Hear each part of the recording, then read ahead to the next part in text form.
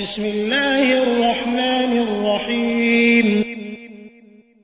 يا أيها الناس اتقوا ربكم الذي خلقكم من نفس واحدة وخلق منها زوجها وبث منهما رجالا كثيرا ونساء، واتقوا الله الذي تساءلون به والأرحام إن الله كان عليكم رقيبا. وآتوا اليتامى أموالهم ولا تتبدلوا الخبيث بالطيب ولا تأكلوا أموالهم إلى أموالكم إنه كان حوبا كبيرا. وإن خفتم ألا تقسطوا في اليتامى فانكحوا ما طاب لكم من النساء مثنى وثلاث ورباع، فإن خفتم ألا تعدلوا فواحدة أو ما ملكت أيمانكم ذلك أدنى ألا تعولوا. وآتوا النساء صدقاتهن نحلة، فإن طبن لكم عن شيء منه نفسا فكلوه هنيئا مريئا. ولا تؤتوا السفهاء أموالكم التي جعل الله لكم قياما وارزقوهم فيها واكسوهم وقولوا لهم قولا معروفا. وابتلوا اليتامى حتى إذا بلغوا النكاح، فإن آنستم منهم رشدا فادفعوا إليهم أموالهم ولا تأكلوها إسرافا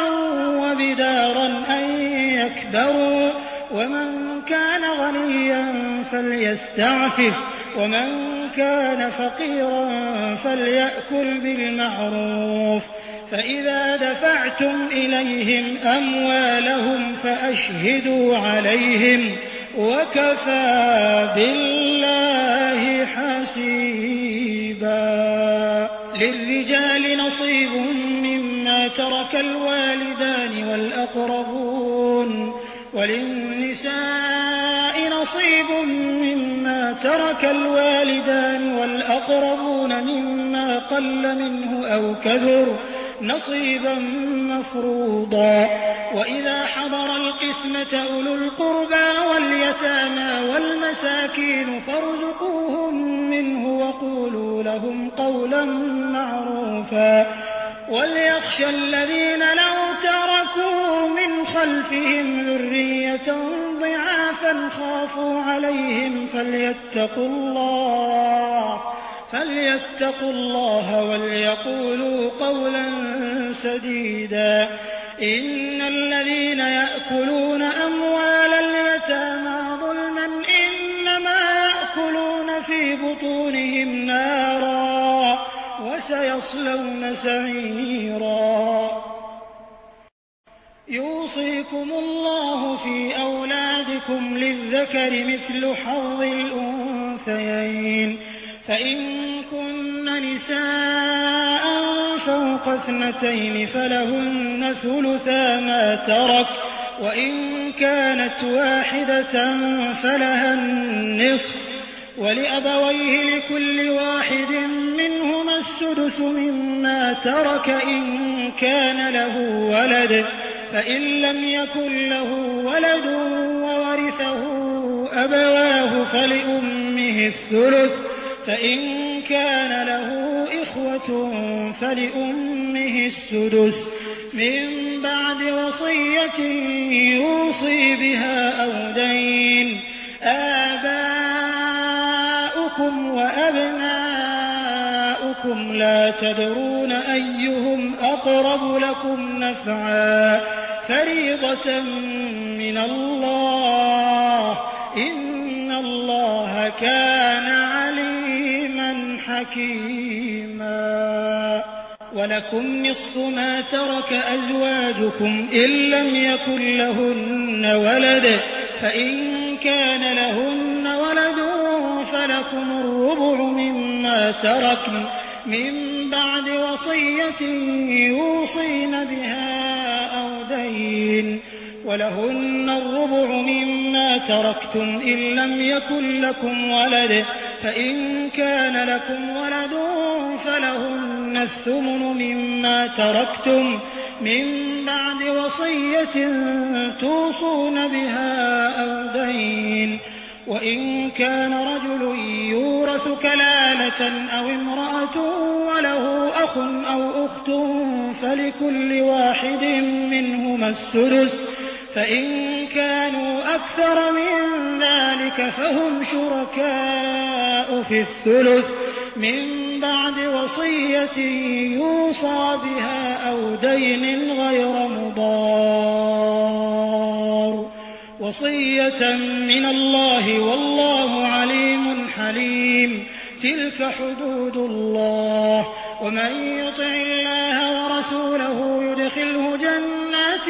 تجري من تحتها الأنهار خالدين فيها وذلك الفوز العظيم ومن يعص الله ورسوله ويتعد حدوده يدخله نارا خالدا فيها وله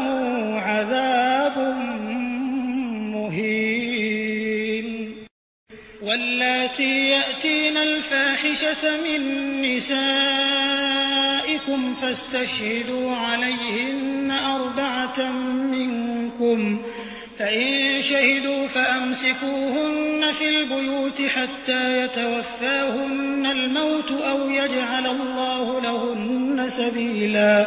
واللذان يأتيانها منكم فآذوهما فإن تابا وأصلحا فأعرضوا عنهما إن الله كان توابا رحيما إنما التوبة على الله للذين يعملون السوء بجهالة ثم يتوبون من قريب فأولئك يتوب الله عليهم وكان الله عليما حكيما وليست التوبة للذين يعملون السيئات حتى إذا حضر أحدهم الموت قال إني تبت الآن ولا الذين يموتون وهم كفار أولئك أعتدنا لهم عذابا أليما يا أيها الذين آمنوا لا يحل لكم أن ترثوا النساء كرها ولا تعضلوهن لتذهبوا ببعض ما آتيتموهن إلا أن يأتين بفاحشة مبينة وعاشروهن بالمعروف فإن كرهتموهن فعسى أن تكرهوا شيئا ويجعل الله فيه خيرا كثيرا وإن أردتم استبدال زوج مكان زوج وآتيتم إحداهن قنطارا فلا تأخذوا منه شيئا أتأخذونه بهتانا وإثما مبينا وكيف تأخذونه وقد أفضى بعضكم إلى بعض وأخذن منكم ميثاقا غليظا ولا تنكحوا ما نكح آباؤكم من النساء إلا ما قد سلف إنه كان فاحشة ومقتا وساء سبيلا حرمت عليكم أمهاتكم وبناتكم وأخواتكم وعماتكم وخالاتكم وبنات الأخ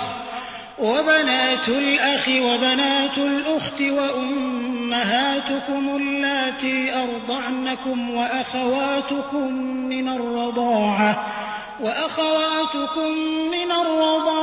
وأمهات نسائكم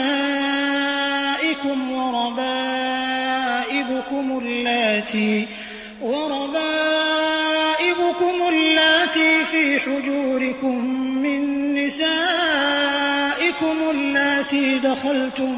بهن،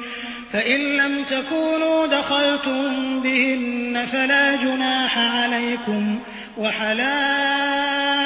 أبنائكم الذين من أصلابكم، وأن تجمعوا بين الأختين إلا ما قد سلف، إن الله كان غفورا رحيما. والمحصنات من النساء إلا ما ملكت أيمانكم كتاب الله عليكم، وأحل لكم ما وراء ذلكم أن تبتغوا بأموالكم محصنين غير مسافحين، فما استمتعتم به منهن فآتوهن أجورهن فريضة، ولا جناح عليكم فيما تراضيتم به من بعد الفريضة، إن الله كان عليما حكيما. ومن لم يستطع منكم طولا أن ينكح المحصنات المؤمنات فمما ملكت أيمانكم من فتياتكم المؤمنات، والله أعلم بإيمانكم بعضكم من بعض،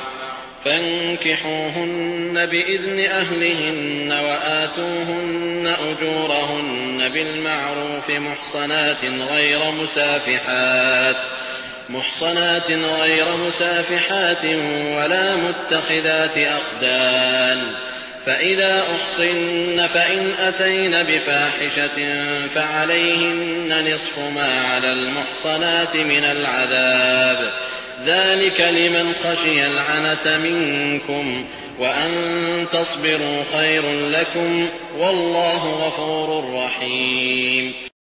يريد الله ليبين لكم ويهديكم سنن الذين من قبلكم ويتوب عليكم، والله عليم حكيم. والله يريد أن يتوب عليكم ويريد الذين يتبعون الشهوات أن تميلوا ميلا عظيما. يريد الله أن يخفف عنكم وخلق الإنسان ضعيفا.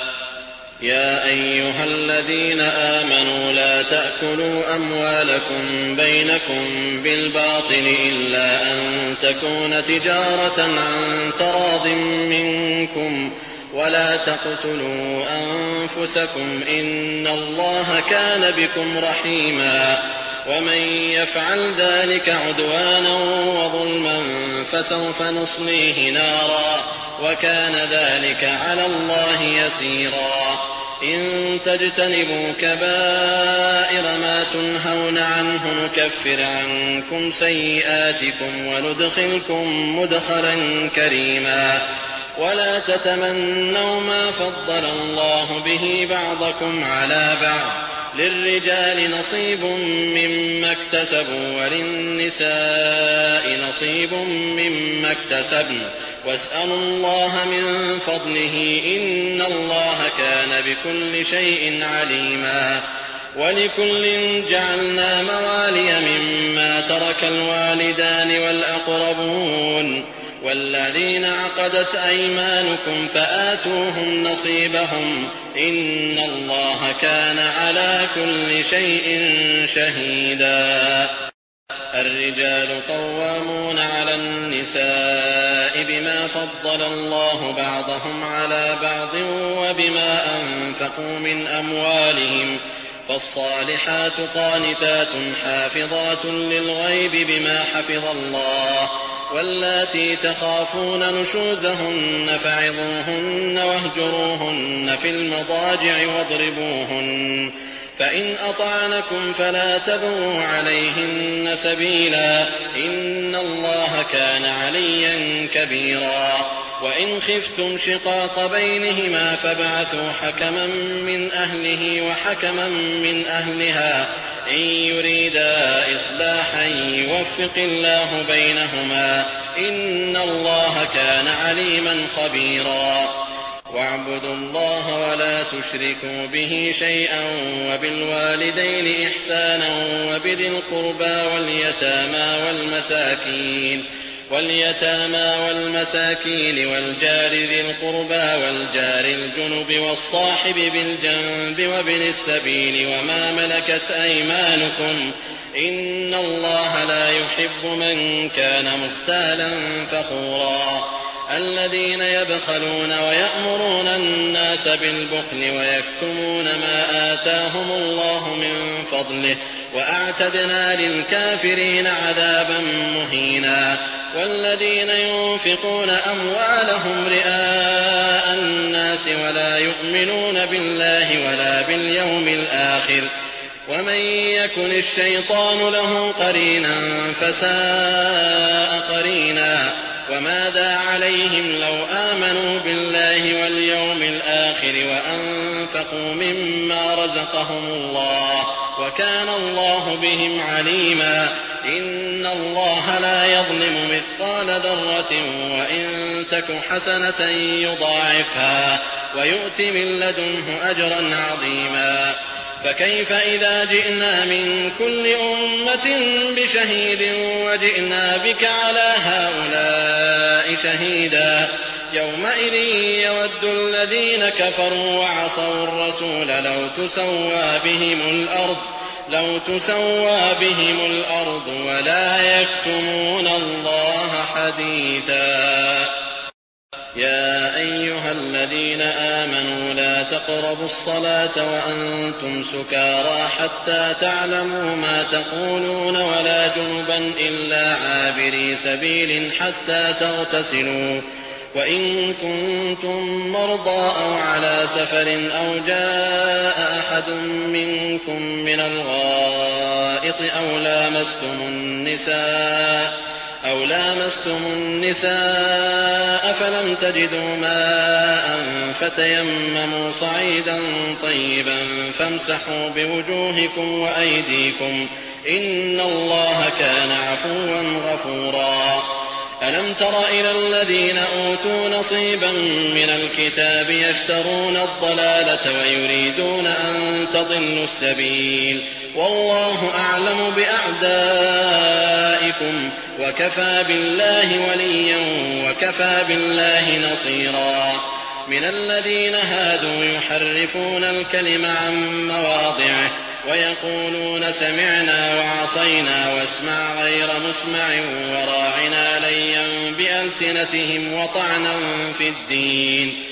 ولو أنهم قالوا سمعنا وأطعنا واسمع وانظرنا لكان خيرا لهم وأقوم ولكن لعنهم الله بكفرهم فلا يؤمنون إلا قليلا يا أيها الذين أوتوا الكتاب آمنوا بما نزلنا مصدقا لما معكم من قبل أن نطمس وجوها فنردها على أدبارها أو نلعنهم كما لعنا أصحاب السبت وكان أمر الله مفعولا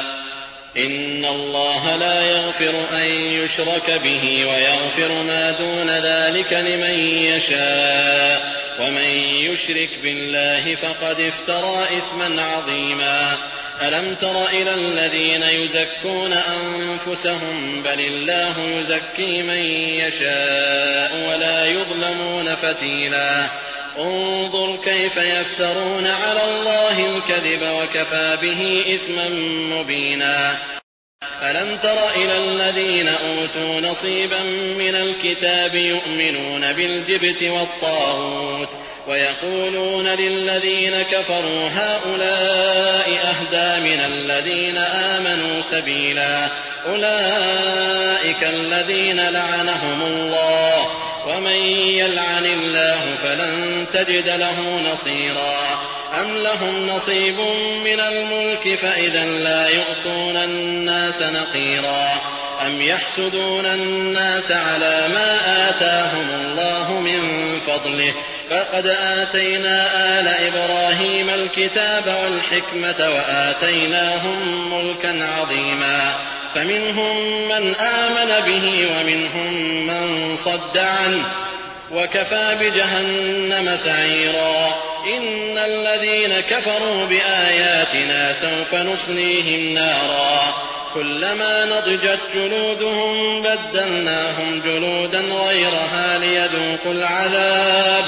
إن الله كان عزيزا حكيما والذين آمنوا وعملوا الصالحات سندخلهم جنات تجري من تحتها الأنهار خالدين فيها أبدا لهم فيها أزواج مطهرة وندخلهم ظلا ظليلا إن الله يأمركم أن تؤدوا الأمانات إلى أهلها وإذا حكمتم بين الناس أن تحكموا بالعدل إن الله نعم ما يعظكم به إن الله كان سميعا بصيرا يا أيها الذين آمنوا أطيعوا الله وأطيعوا الرسول وأولي الأمر منكم فإن تنازعتم في شيء فردوه إلى الله والرسول إن كنتم تؤمنون بالله واليوم الآخر ذلك خير وأحسن تأويلا ألم تر إلى الذين يزعمون أنهم آمنوا بما أنزل إليك وما أنزل من قبلك يريدون أن يتحاكموا إلى الطاغوت وقد أمروا أن يكفروا به ويريد الشيطان أن يضلهم ضلالا بعيدا وإذا قيل لهم تعالوا إلى ما أنزل الله وإلى الرسول رأيت المنافقين يصدون عنك صدودا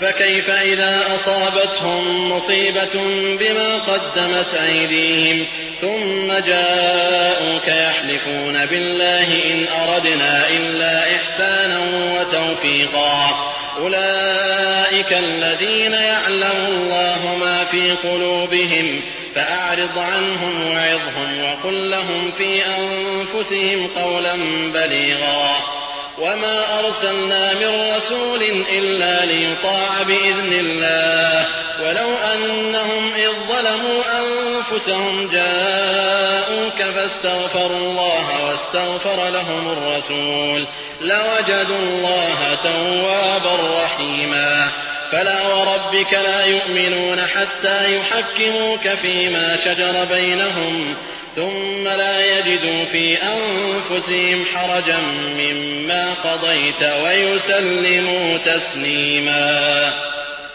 ولو أنا كتبنا عليهم أن اقتلوا أنفسكم أو اخرجوا من دياركم ما فعلوه إلا قليل منهم ولو أنهم فعلوا ما يوعظون به لكان خيرا لهم وأشد تثبيتا وإذا لآتيناهم من لدنا أجرا عظيما ولهديناهم صراطا مستقيما ومن يطع الله والرسول فأولئك مع الذين أنعم الله عليهم من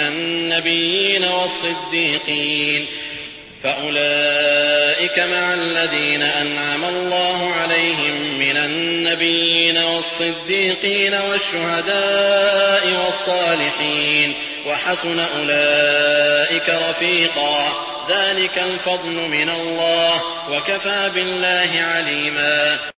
يا أيها الذين آمنوا خذوا حذركم فانفروا ثبات أو انفروا جميعا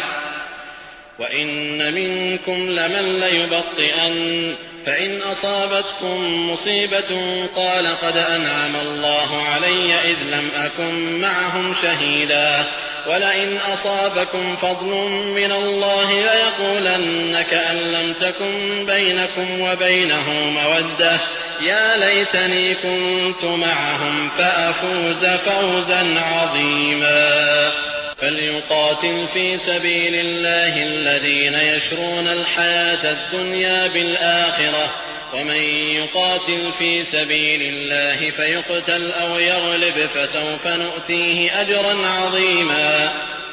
وما لكم لا تقاتلون في سبيل الله والمستضعفين من الرجال والنساء والولدان الذين يقولون ربنا أخرجنا من هذه القرية الظالم أهلها واجعل لنا من لدنك وليا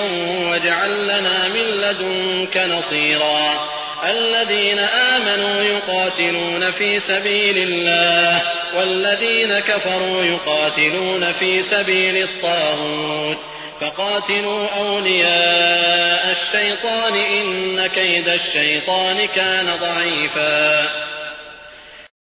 ألم تر إلى الذين قيل لهم كفوا أيديكم وأقيموا الصلاة وآتوا الزكاة فلما كتب عليهم القتال إذا فريق منهم يخشون الناس كخشية الله أو أشد خشية وقالوا ربنا لم كتبت علينا القتال لولا أخرتنا إلى أجل قريب قل متاع الدنيا قليل والآخرة خير لمن اتقى ولا تظلمون فتيلا. أينما تكونوا يدرككم الموت ولو كنتم في بروج مشيدة وإن تصبهم حسنة يقولوا هذه من عند الله وإن تصبهم سيئة يقولوا هذه من عندك قل كل من عند الله فما لهؤلاء القوم لا يكادون يفقهون حديثا. ما أصابك من حسنة فمن الله وما أصابك من سيئة فمن نفسك وأرسلناك للناس رسولا وكفى بالله شهيدا. من يطع الرسول فقد أطاع الله ومن تولى فما أرسلناك عليهم حفيظا. ويقولون طاعة فإذا برزوا من عندك بيت طائفة منهم غير الذي تقول والله يكتب ما يبيتون فأعرض عنهم وتوكل على الله وكفى بالله وكيلا. أفلا يتدبرون القرآن ولو كان من عند غير الله لوجدوا فيه اختلافا كثيرا. وإذا جاءهم أمر من الأمن أو الخوف أذاعوا به ولو ردوه إلى الرسول وإلى أولي الأمر منهم لعلمه الذين يستنبطونه منهم ولولا فضل الله عليكم ورحمته لاتبعتم الشيطان إلا قليلا. فقاتل في سبيل الله لا تكلف إلا نفسك وحرض المؤمنين عسى الله أن يكف بأس الذين كفروا والله أشد بأسا وأشد تنكيلا. من يشفع شفاعة حسنة يكن له نصيب منها ومن يشفع شفاعة سيئة يكن له كفل منها وكان الله على كل شيء مقيتا. وإذا حييتم بتحية فحيوا بأحسن منها أو ردوها إن الله كان على كل شيء حسيبا. الله لا إله إلا هو ليجمعنكم إلى يوم القيامة لا ريب فيه ومن أصدق من الله حديثا. فما لكم في المنافقين فئتين والله أركسهم بما كسبوا أتريدون أن تهدوا من أضل الله ومن يضلل الله فلن تجد له سبيلا. ودوا لو تكفرون كما كفروا فتكونون سواء فلا تتخذوا منهم أولياء حتى يهاجروا في سبيل الله فإن تولوا فخذوهم واقتلوهم حيث وجدتموهم ولا تتخذوا منهم وليا ولا نصيرا إلا الذين يصلون إلى قوم بينكم وبينهم ميثاق أو جاءوكم حصرت صدورهم أن يقاتلوكم أو يقاتلوا قومهم ولو شاء الله لسلطهم عليكم فلقاتلوكم فإن اعتزلوكم فلم يقاتلوكم وألقوا إليكم السلم فما جعل الله لكم عليهم سبيلا ستجدون آخرين يريدون أن يأمنوكم ويأمنوا قومهم كلما ردوا إلى الفتنة أركسوا فيها فإن لم يعتزلوكم ويلقوا إليكم السلم ويكفوا أيديهم فخذوهم واقتلوهم حيث ثقفتموهم وأولئكم جعلنا لكم عليهم سلطانا مبينا وما كان لمؤمن أن يقتل مؤمنا إلا خطأ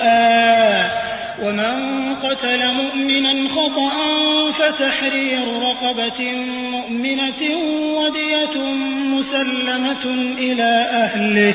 ودية مسلمة إلى أهله إلا أن يصدقوا فإن كان من قوم عدو لكم وهو مؤمن فتحرير رقبة مؤمنة وإن كان من قوم بينكم وبينهم ميثاق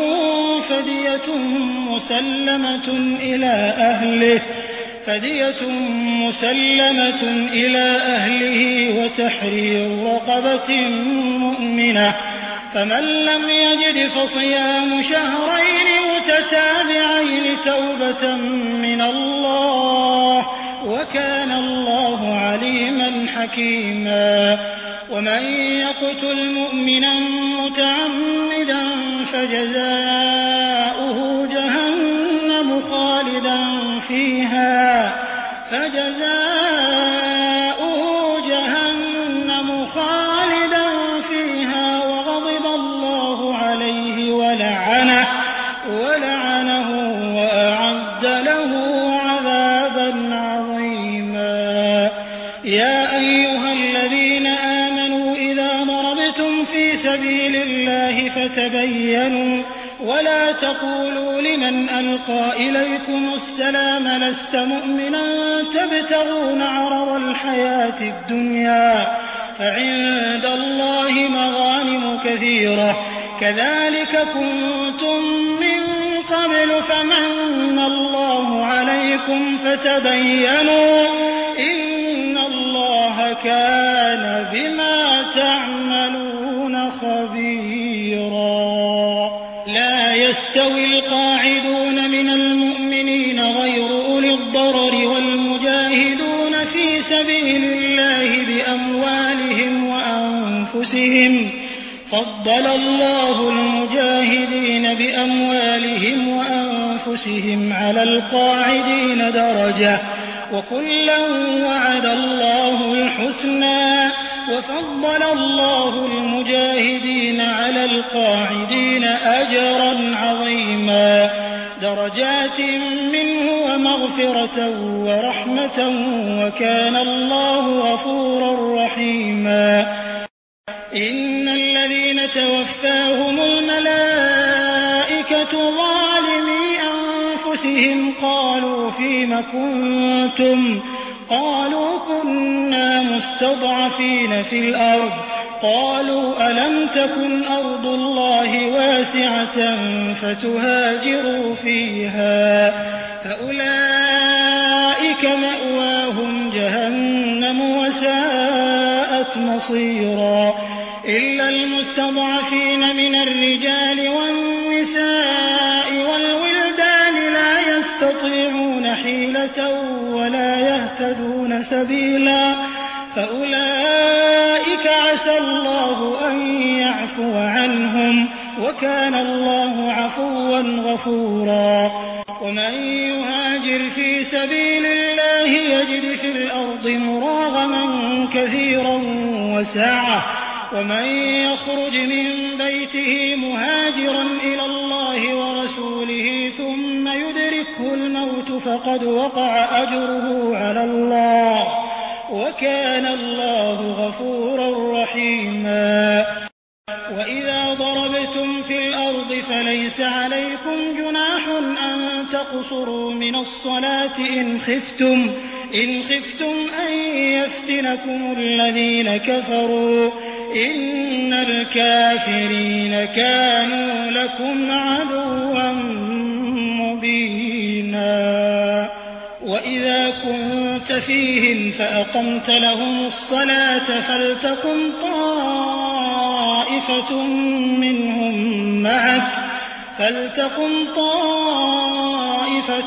منهم معك وليأخذوا أسلحتهم فإذا سجدوا فليكونوا من ورائكم ولتأت طائفة أخرى لم يصلوا فليصلوا معك وليأخذوا حذرهم وأسلحتهم. وَدَّ الَّذِينَ كَفَرُوا لَوْ تَغْفُلُونَ عَنْ أَسْلِحَتِكُمْ وَأَمْتِعَتِكُمْ فَيَمِيلُونَ عَلَيْكُمْ مَيْلَةً وَاحِدَةً. ولا جناح عليكم إن كان بكم أذى من مطر أو كنتم مرضى أن تضعوا أسلحتكم وخذوا حذركم إن الله أعد للكافرين عذابا مهينا.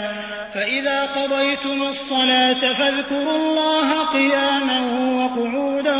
وعلى جنوبكم فإذا اطمأننتم فأقيموا الصلاة إن الصلاة كانت على المؤمنين كتابا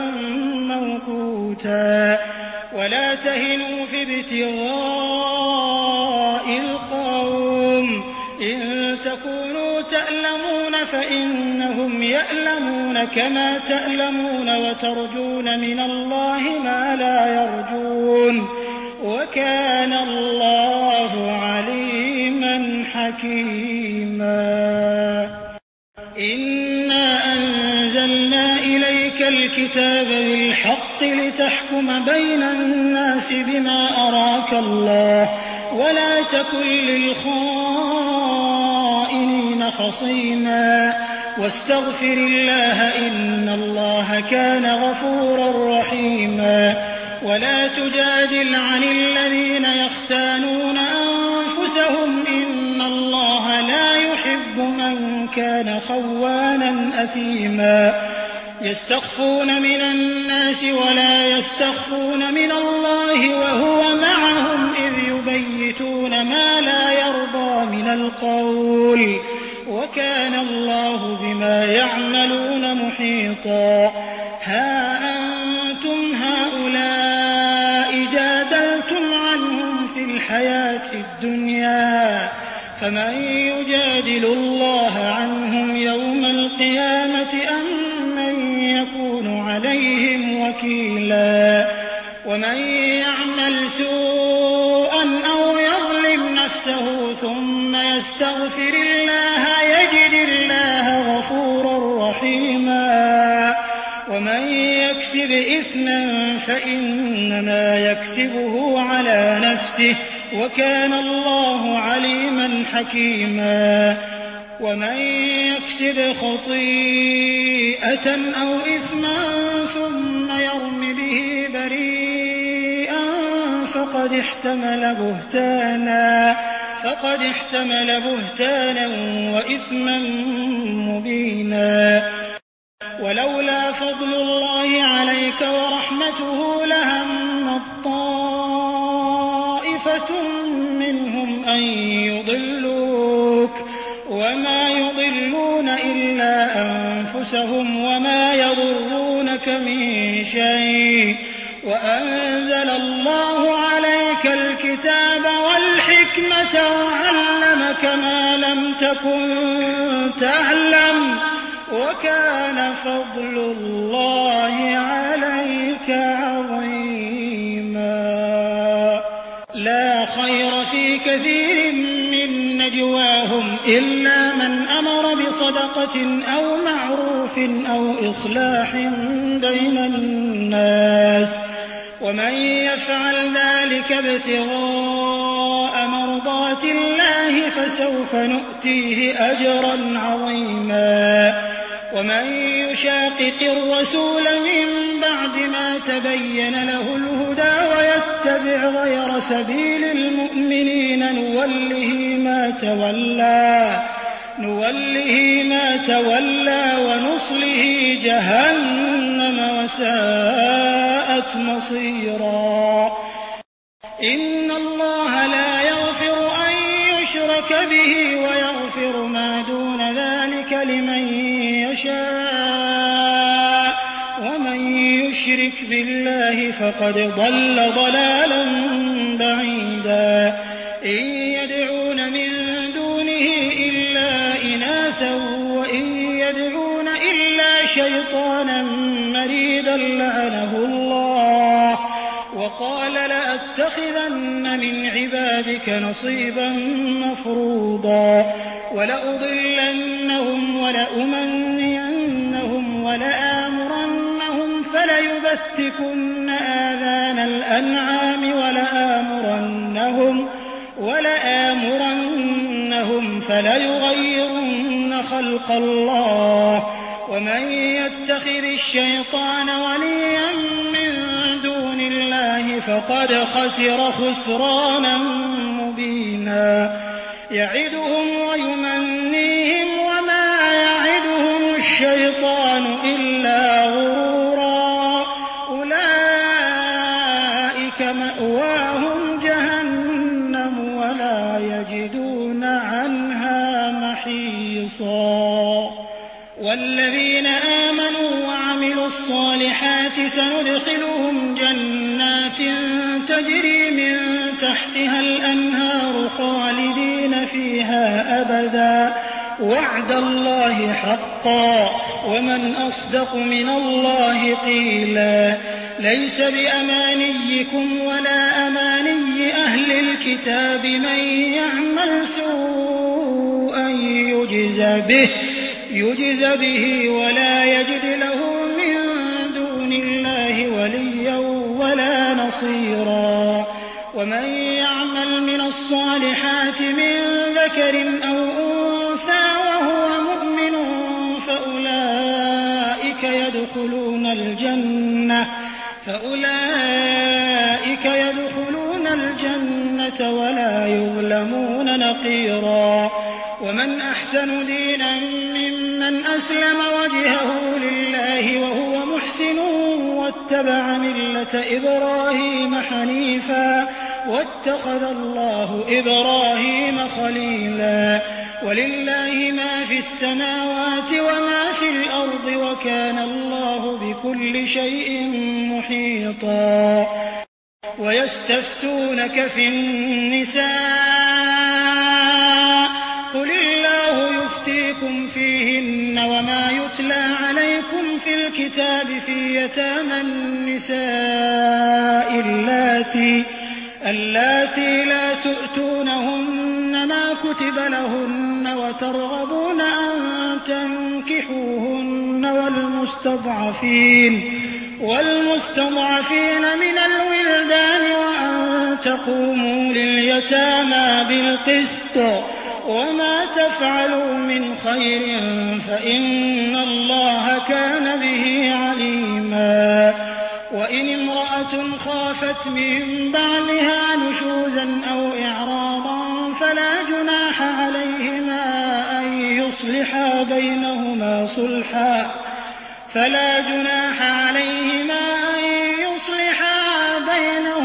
صلحا والصلح خير وأحضرت الأنفس الشح وإن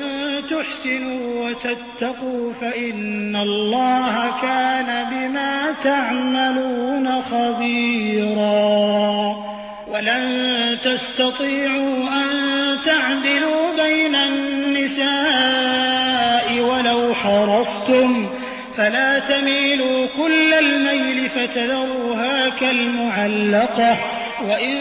تصلحوا وتتقوا فإن الله كان غفورا رحيما وإن يتفرقا يغن الله كلا من سعته وكان الله واسعا حكيما ولله ما في السماوات وما في الأرض ولقد وصينا الذين أوتوا الكتاب من قبلكم وإياكم أن اتقوا الله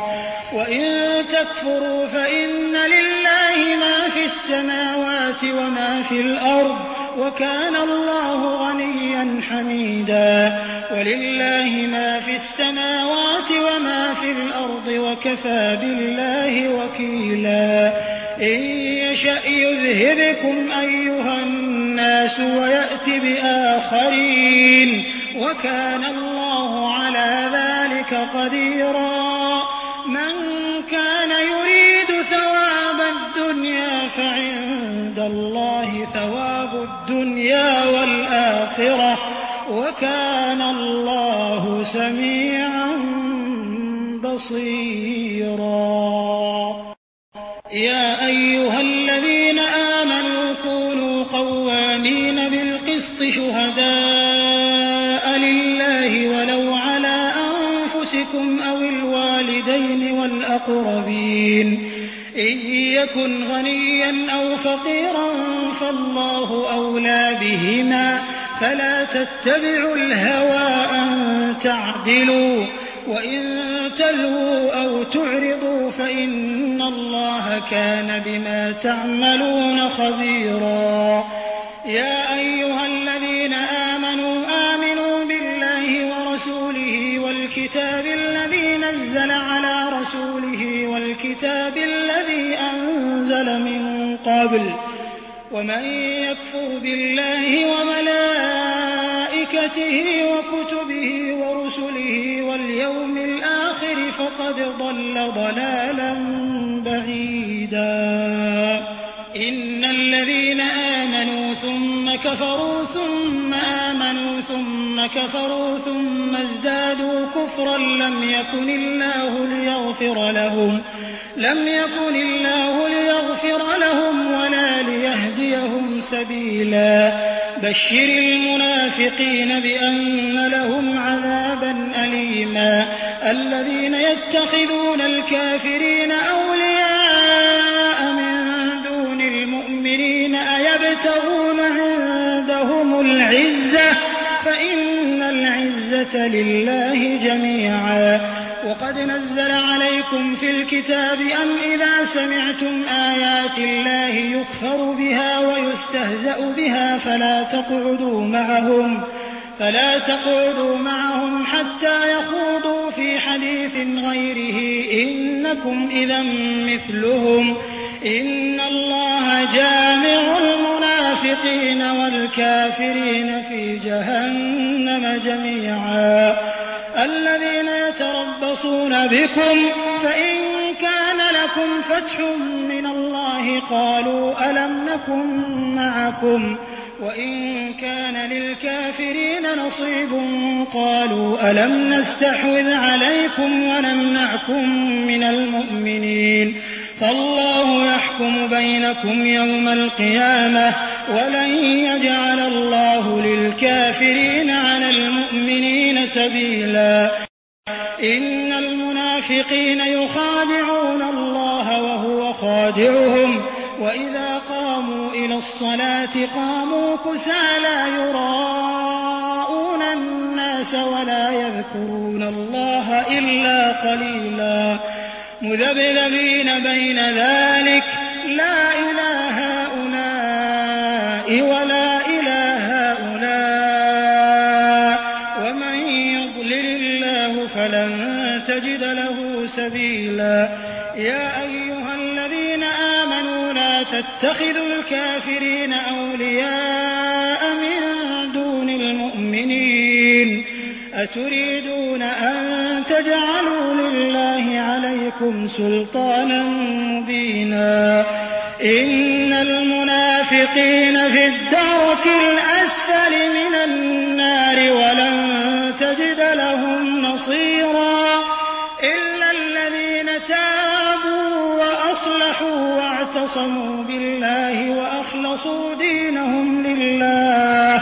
وأخلصوا دينهم لله فأولئك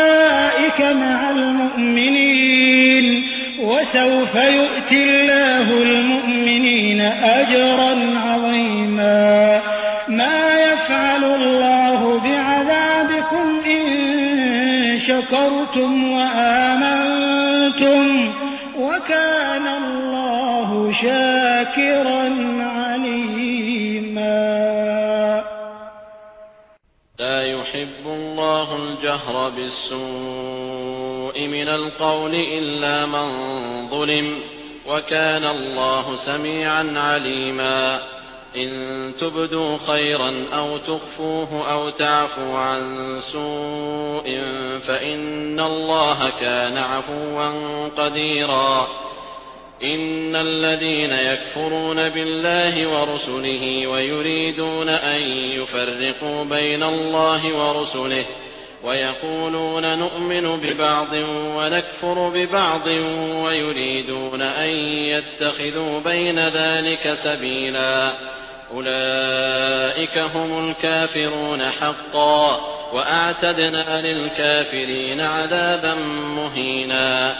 والذين آمنوا بالله ورسله ولم يفرقوا بين أحد منهم أولئك سوف يؤتيهم أجورهم وكان الله غفورا رحيما.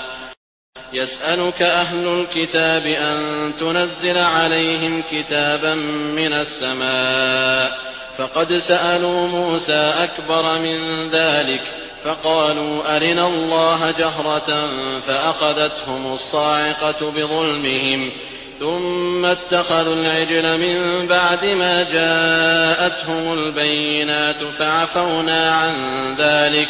وآتينا موسى سلطانا مبينا. ورفعنا فوقهم الطور بميثاقهم وقلنا لهم ادخلوا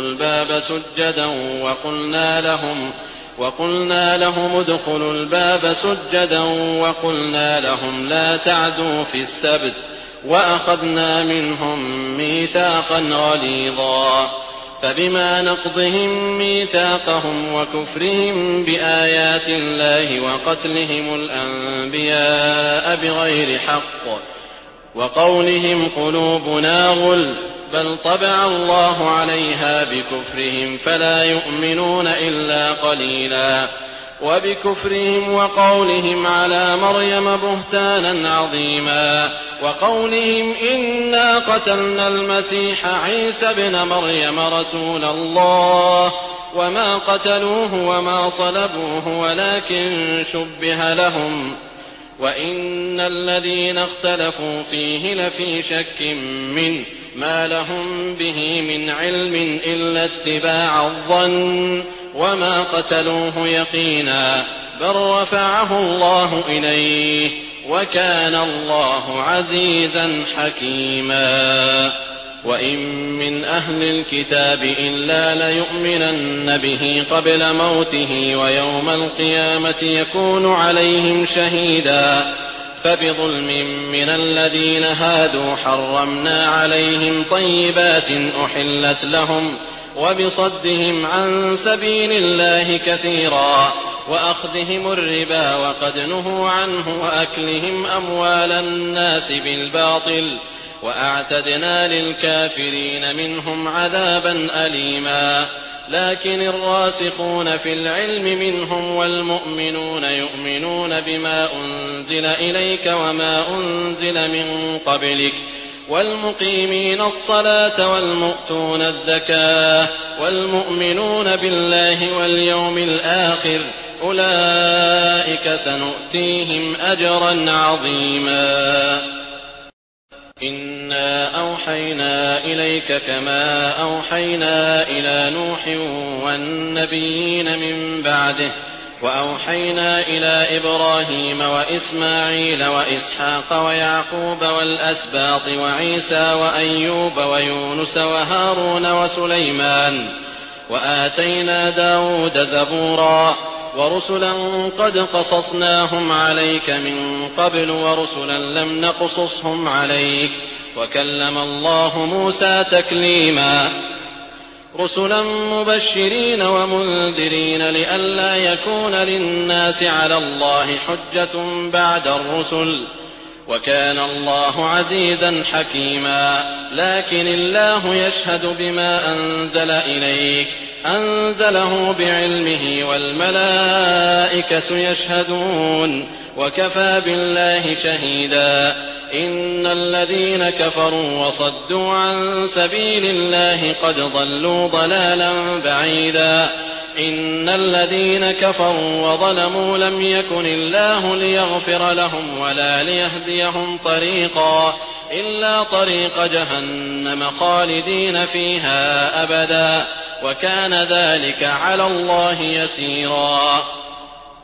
يا أيها الناس قد جاءكم الرسول بالحق من ربكم فآمنوا خيرا لكم وإن تكفروا فإن لله ما في السماوات والأرض وكان الله عليما حكيما يا أهل الكتاب لا تغلوا في دينكم ولا تقولوا على الله إلا الحق إنما المسيح عيسى ابن مريم رسول الله وكلمته ألقاها إلى مريم وروح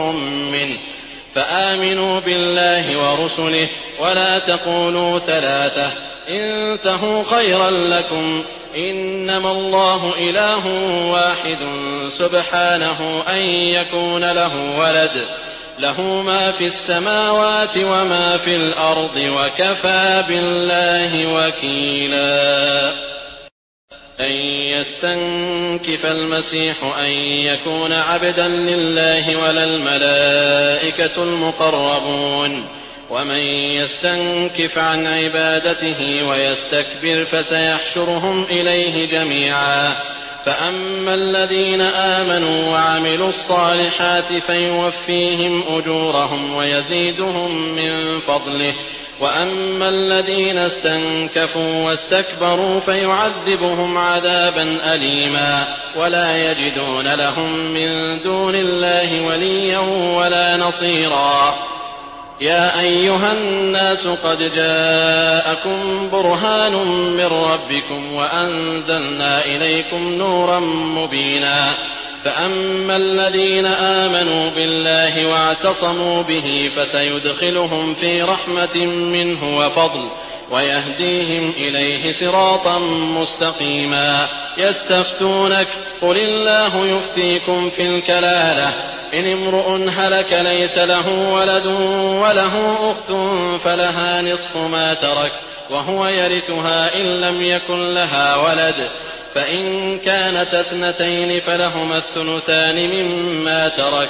وإن كانوا إخوة رجالا ونساء